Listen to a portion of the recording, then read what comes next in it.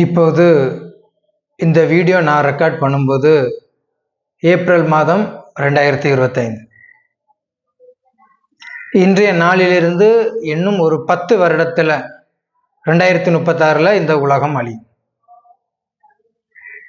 சரியா? அப்போ யார் யார் இந்த உலகத்தை அழிக்கிறாங்க அப்படின்னா, ரஷ்யா அமெரிக்கான்னு சொல்லக்கூடிய 2 வல்லரசு நாடுகள், மிக உயர்ந்த டாப் 2 பிளேஸ்ல இருக்கக்கூடிய 2 வல்லரசு நாடுகள் சேர்ந்து இவ்வுலகத்தை அழிப்பாங்க.